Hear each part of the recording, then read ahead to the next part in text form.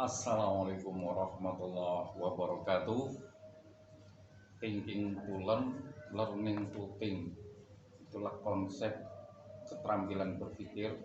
Dulu pakar pendidikan di akhir abad 20 seperti Bunyamin S. Bloom menyampaikan penggolongan atau taksonomi Bloom, diantaranya pengetahuan, pemahaman, aplikasi, analisis, evaluasi, dan yang paling tertinggi adalah kreativitas. Ini menjadi satu hal yang penting sebagai dasar kemudian munculnya teori konstruktivisme, di mana teori konstruktivisme ini sebetulnya mengarahkan bahwa manusia itu lahir sudah membawa modal dari hasil pengalaman yang dibawanya lewat akal, pendengaran, penglihatan yang dialaminya. Oleh karena itu, dalam dunia pendidikan, sebelum peserta didik itu masuk ke kelas, sebetulnya dia sudah memiliki modal. Dan inilah yang kemudian implikasinya adalah seorang pendidik ketika mengajar siswanya itu harus betul-betul menjadikan siswanya sebagai manusia seutuhnya. Dia menjadikan siswanya sebagai subjek, bukan hanya objek dalam pembelajaran. Dan guru diarahkan untuk menjadi fasilitator. Inilah kemudian basic Merdeka Belajar sebetulnya berada di sini.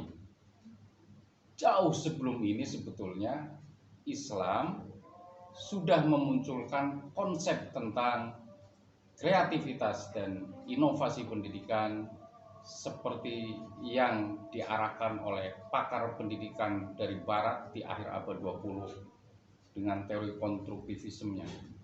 Jauh sebelum itu Islam sudah mengarahkan ke situ. Ini terbukti sejak penciptaan Nabi Adam. Allah SWT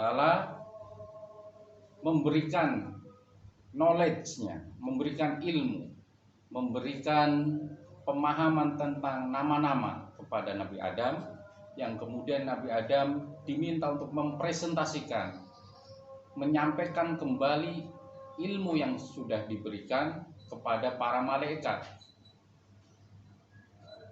Kemudian ditambah lagi potensi yang Allah berikan kepada setiap manusia yang baru lahir, yaitu dimulai dari sama, pendengaran, basor, penglihatan, dan fuad, hati.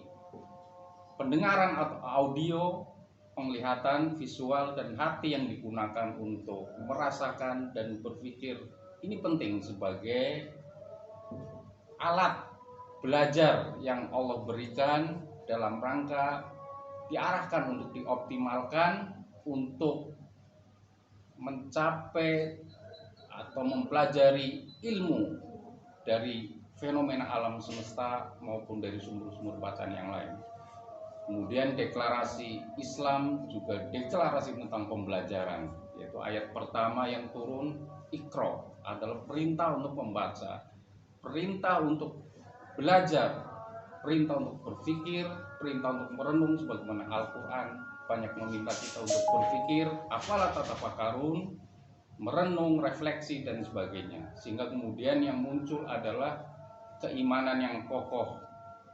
Rabbana ma khalaqta hadza batila subhanaka faqina adzabannar.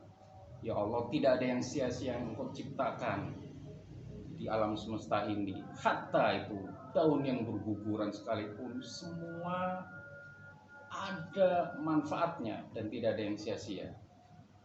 Dan di akhir teori konstruktivisme yang kemudian berkembang menjadi basic dari inovasi dan Merdeka Belajar ini mengimplikasikan bahwa sebenarnya manusia itu atau peserta didik betul-betul harus diarahkan.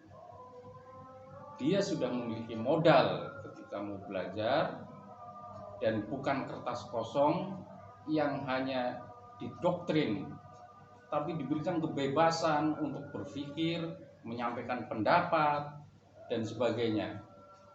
Dan Islam mengajarkan tentang itu sejak deklarasi Islam tentang pembelajaran, tentang perintah membaca dan sebagainya. Inilah yang kemudian ketika kita mengembalikan pembelajaran pada Al-Quran dan pada Islam, maka yang muncul adalah model pembelajaran riset,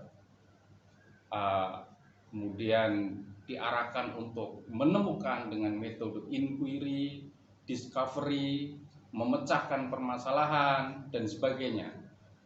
Dan para guru ketika membuat soal, ketika itu soal-soal dengan satu soal tapi banyak keterampilan yang didapat, yaitu dari keterampilan memecahkan masalah, problem solving, kemudian kolaboratif, bagaimana bekerja sama, kemudian bagaimana menemukan sesuatu yang baru, sehingga satu soal betul-betul bisa mendapatkan banyak keterampilan. Inilah yang penting. Kalau ini bisa dilakukan, maka kita akan mendapatkan experience atau pengalaman yang sangat penting, karena belajar pada hakikatnya adalah memperbanyak pengalaman-pengalaman, dan belajar dari pengalaman itulah yang akan sangat membekas bagi siswa-siswa kita dan tak akan terlupakan. Inilah kemudian makanya dalam kisah-kisah yang bersumber dari Al-Quran, banyak pengajaran-pengajaran melalui kisah, melalui pengalaman-pengalaman yang dilakukan oleh orang-orang terdahulu sebagai media atau sebagai sumber pembelajaran yang memperkaya dan membuat fondasi yang kokoh, memberikan kesan yang mendalam, agar kemudian peserta didik menjadi terbuka dan kaya akan pengalaman-pengalaman. Ini penting bagi kita semua agar kita bisa mengembalikan kejayaan kita lewat ilmu pengetahuan sebagaimana yang sudah dilakukan oleh para ilmuwan-ilmuwan muslim, para ulama-ulama kita di abad klasik pertengahan yang banyak menemukan penemuan-penemuan baru sehingga mereka menjadi ilmuwan-ilmuwan yang dipercaya. Demikian, semoga ini bisa menjadi renungan kita semua dan kita bisa mengembalikan kejayaan dan khasanah pemikiran Islam yang bersumber dari Al-Quran, serta bisa mendalami pengetahuan secara lebih optimal, memanfaatkan potensi yang Allah berikan lewat pendengarannya, lewat penglihatannya, dan lewat hati kita untuk berpikir, merasakan, dan menemukan sesuatu yang baru. Demikian, terima kasih. Assalamualaikum warahmatullahi wabarakatuh.